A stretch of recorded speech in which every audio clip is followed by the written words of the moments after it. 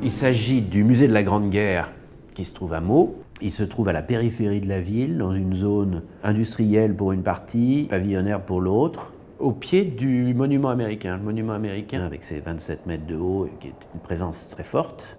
Le programme muséographique demandait à ce que ça soit plutôt une continuité, un seul plateau. Et puis après, d'un point de vue symbolique, le monument américain est dans le registre de l'émotion et nous, on est plutôt dans la connaissance et dans des choses comme ça.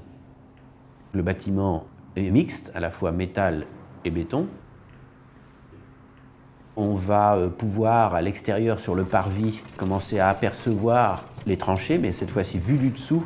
On va trouver une ambiance sonore qui va permettre de nous installer. Ça va être le début d'un parcours.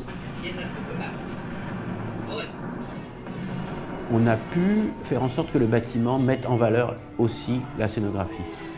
On s'est dit, on pourra circuler sur le plateau et puis à un moment donné, on rencontrera des tranchées puisqu'on a toute liberté de les avoir en creux par rapport à notre sol. On pourra faire des dômes opaques pour mettre en place les avions, leur donner un petit peu de respiration dans un volume.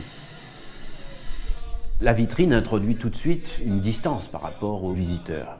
Donc je me suis dit, on va essayer de passer à travers les vitrines. On a essayé d'installer une distance et de ne pas être dans le style musée Grévin ou Disneyland.